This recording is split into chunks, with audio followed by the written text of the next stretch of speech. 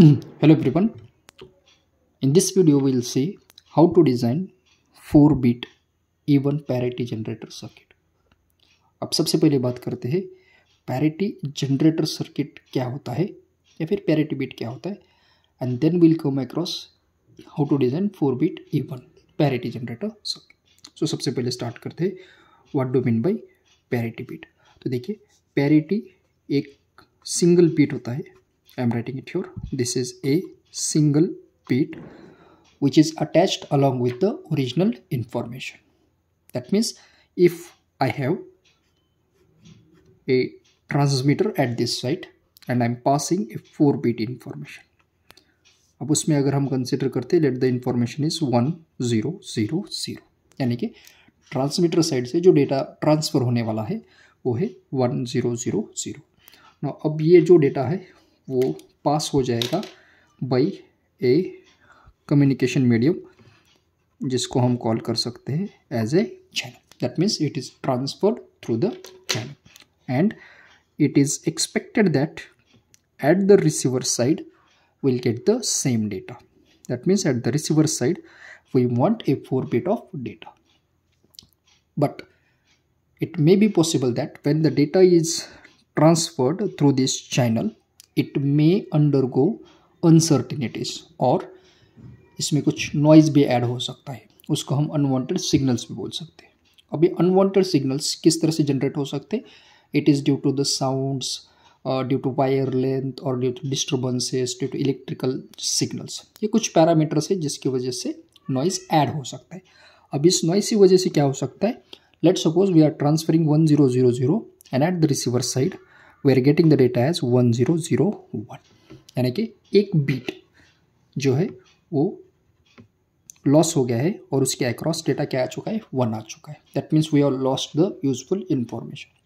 हमें चाहिए था 1000 और हमें मिल रहा है 1001. That means there is a loss of information. और इस लॉस ऑफ इंफॉर्मेशन को अगर हमें अवॉइड करना है तो इसके साथ यानी कि इस 4-bit इंफॉर्मेशन के साथ एक एक्स्ट्रा बीट अटैच करना पड़ता है. उस बीट को हम कॉल करेंगे पैरिटी बीट. इसको हम बोलते हैं पैरिटी बीट. यानी कि अगर मैं यहाँ पर एक बीट अटैच करता हूँ अलॉन्ग विद 4-bit डेटा तो रिसीवर के एंड पे हमें मिलेगा 5-bit ऑफ डेटा. अब ये जो पैरिटी बीट है इसके दो वैल्यूज़ हो सकते हैं. एक तो ये 0 हो सकता है या फिर हो सकता है 1. अब हम किस तरह से डिसाइड करेंगे वेदर 0 इज़ अटैच्ड और 1 इज़ अटैच्ड? तो इसके लिए we are using 2 techniques. The first technique is called as even parity and other technique is called as odd parity. अब इस इवन पैरिटी क्या होता है? So if number of ones are even, that means in the given information अगर number of 1 का count even है तो इसे हम कॉल करेंगे इवन पैरिटी सर्किट. सिमिलरली अगर नंबर ऑफ वंस का काउंट ऑड है तो उस सर्किट को हम कह सकते हैं odd parity circuit. Yes. So depending on that हमें इवन पैरिटी सेटिस्फाई करने के लिए नंबर ऑफ वंस को इवन करना पड़ता है. So based on that we can take the decision of whether parity should be 0 और 1, या फिर हम जा सकते हैं ऑड पैरिटी के लिए. अब देखिए एग्जांपल के तौर पे यहाँ पर डेटा है 1000. अब अगर मैं नंबर ऑफ वंस काउंट करता हूँ तो एक ही बार नंबर 1 आ रहा है. That means number of ones are only 1 time. अगर वो 1 टाइम आ रहा है तो ऑड हो जाएगा. क्या हो जाएगा? ऑड. लेकिन हमें क्या चाहिए? लेट सपोज इवन करना है तो मुझे क्या करना पड़ेगा? 1001 और पैरिटी बिट को लेना पड़ेगा 1. अब देखिए डेटा इन्फॉर्मेशन क्या आ गया? 10001, 5 बिट्स का डेटा. इसमें नंबर ऑफ वंस आ रहे हैं 2 टाइम्स और 2 इवन होता है. That means even parity it satisfied. So इस बिहाफ पे हम इवन पैरिटी सर्किट के लिए जा सकते हैं या फिर ऑड पैरिटी जनरेटर सर्किट के लिए जा सकते हैं. Okay. Now let us come across our design concept. Way to design 4-bit even parity generator circuit. तो सबसे पहले बात करते हैं ट्रूथ टेबल के लिए. As usual, our first step will be to draw a truth table. अब हमने इनपुट के लिए 4-bit का डेटा लिया है with the name ABCD और आउटपुट जो है वो पैरिटी बिट हम कंसिडर करेंगे, that is written as parity. अब 4 बिट का इन्फॉर्मेशन है तो मैं इसकी 16 कॉम्बिनेशन लिख सकता हूँ स्टार्टिंग फ्रॉम 0 to 15।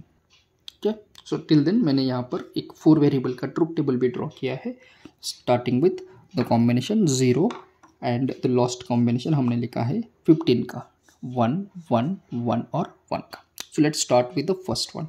अब हमें डिज़ाइन करना है इवन पैरिटी सर्किट, तो नंबर ऑफ वंस इवन आना चाहिए। नंबर ऑफ वन क्या आना चाहिए? Even of one. चलिए स्टार्ट करते हैं। फर्स्ट कॉम्बिनेशन में देखिए, फर्स्ट कॉम्बिनेशन में ऑल जीरोज है, यानी कि नंबर ऑफ वंस आ रहा है 0 टाइम्स। 0 इवन होता है, दैट मीन्स पैरिटी बिट क्या आ जाएगा? 0 आ जाएगा, because even parity is satisfied. Next देखिए 0 0 0 1, इसमें नंबर ऑफ वन टाइम आ रहा है, 1 टाइम ऑड होता है तो इवन पैरिटी सेटिस्फाई नहीं हुआ, इसके लिए हम अटैच करेंगे पैरिटी बिट 1। अब देखिए क्या हुआ, 0 0 0 1 1। नंबर ऑफ बिट्स अगर मैं देखता हूँ तो नंबर ऑफ वंस 2 टाइम्स आ रहा है और 2 इवन होता है। सिमिलरली नेक्स्ट 0 0 1 0 में देखिए 1 अटैच करेंगे, 0 0 1 1 में 2 टाइम्स 1 है और 2 इवन होता है, so I will attach parity bit as 0। Similar next 0 1 0 0 में देखिए हम अटैच करेंगे 1, यहाँ पर 2 टाइम्स 1 है तो 0 अटैच करेंगे, 2 टाइम्स 1 है 0 अटैच करेंगे। अब देखिए 3 टाइम्स 1 है, odd parity will attach 1। Now in this case 1 time 1 है तो हम अटैच करेंगे 1, यहाँ पर 2 टाइम्स 1 है तो 0 अटैच करेंगे। 1 0 1 0 के केस में 2 टाइम्स 1 है तो 0 अटैच करेंगे, यहाँ पर 3 टाइम्स 1 है विल अटैच 1, यहाँ पर हम अटैच करेंगे 0, यहाँ पर हम अटैच करेंगे 1, यहाँ पर 1 है और यहाँ पर हम अटैच करेंगे 0। सो ये डिसीजन किसके भी आप पे लिया हमने, how many times number of one is appearing. Fine. अब हम जाते हैं एक्सप्रेशन के लिए, and that could be for parity. Okay, तो एक्सप्रेशन के पहले मैं यहाँ पर पैरिटी का सम प्रोडक्ट के फॉर्म में भी लिखता हूँ, कुछ किस कॉम्बिनेशन के लिए पैरिटी बिट 1 आ रहा है। So let's write it here. Second step, parity is equal to, I will writing summation यम। अब ये 1 कब कभी देखिए, कॉम्बिनेशन से 1 2 4 7 8, देन देखिए 14 है, 13 है, सिमिलरली है 11 का भी। So will write all the terms here for simplification. It is 1 2 4 7 8, then 11 13 and 14. So I have written all the terms as 1. Now we'll go for 4 variable K-map. Okay, so simply I have drawn a 4 variable K-map with the terms A, B, C, D and all 16 combination. Now let's mark 1 across the terms which are present. देखिए कौन कौन सा term present है, 1 2 4 7, 1 2 4 7, then we have 8 11 13 and 14. So this all combination is having mine term as 1. So I have written them this as 1. अब देखते हैं कुछ pair form होता है क्या। Let's start with 1। 1 के एडजेसेंट देखिए 0 3 5 है, कोई भी टर्म 1 नहीं है तो ये आइसोलेटेड आ जाएगा। नेक्स्ट 2 के अक्रॉस भी देखिए एडजेसेंट कोई नहीं है, आइसोलेटेड। सिमिलरली 4 आइसोलेटेड है, 7 भी आइसोलेटेड है। नेक्स्ट कम अक्रॉस 13 के एडजेसेंट है देखिए 12 5 15 9, इसमें कुछ भी नहीं है, आइसोलेटेड है। 14 is also isolated, 8 isolated and 11 also isolated. That means all the terms are isolated. So if they are isolated, let's come across their expression as P is equal to, P is nothing but parity. Let's start with the first one.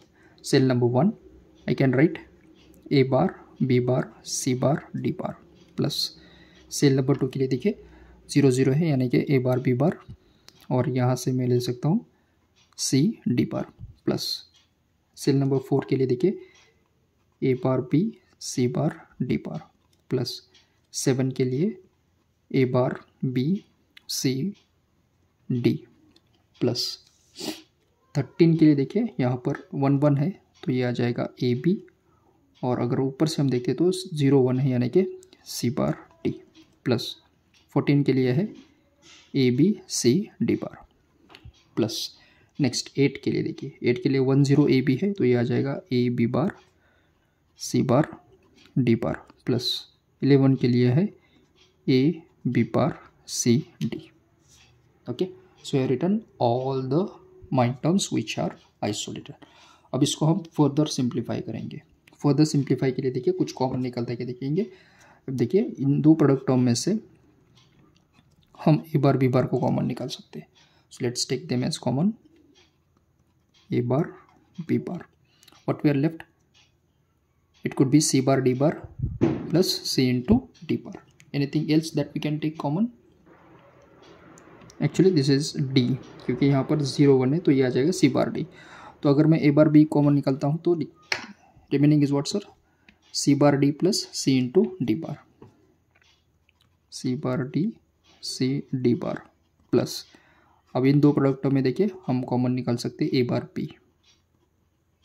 So we will be left with C bar D bar plus C D plus next two product में देखिए इन दोनों में से हम A B common निकाल सकते हैं.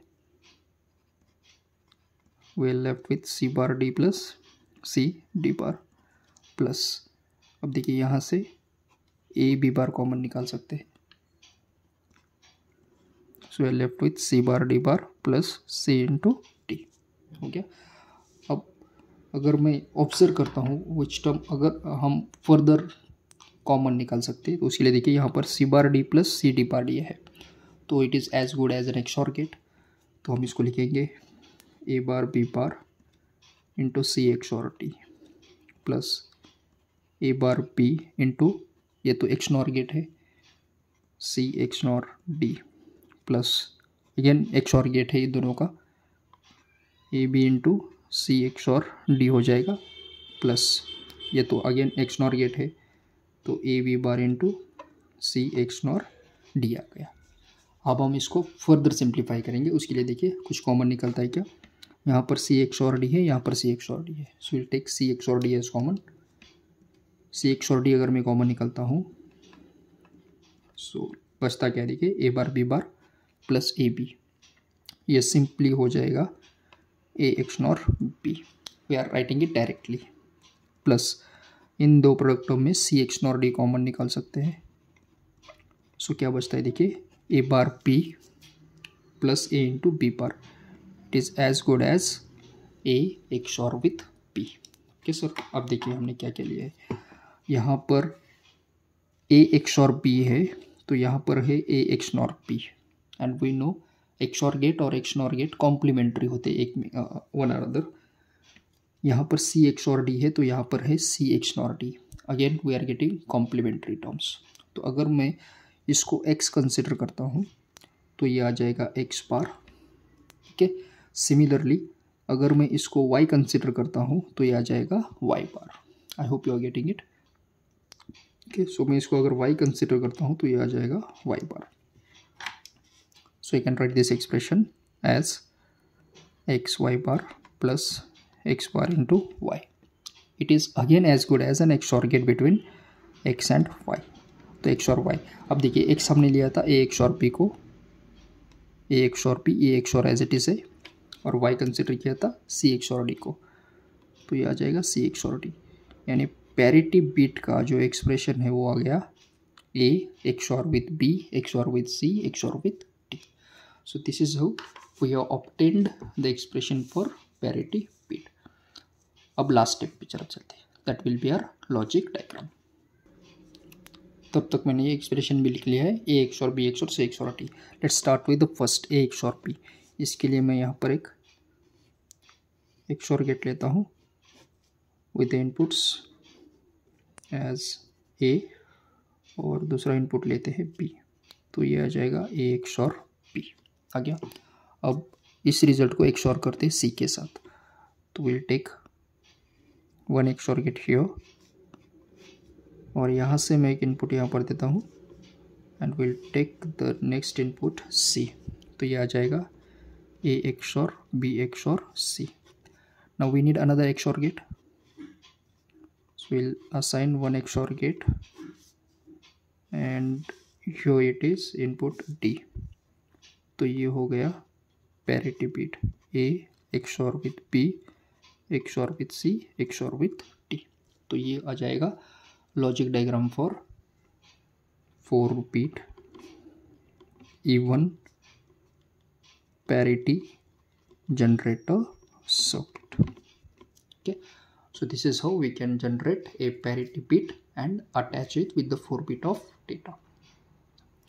Similarly, अगर हम इसके रिवर्स चलते हैं, that means if you want to design 4-bit even parity checker circuit, यानी कि रिसीवर एंड के लिए अगर हमने 5-bit का डेटा सेंड किया है तो डेटा करेक्ट है या नहीं है ये अगर चेक करना है तो उसके लिए हमें यूज़ करना पड़ेगा parity checker circuit. So will see in the next video how to design reverse even parity checker circuit. Thank you.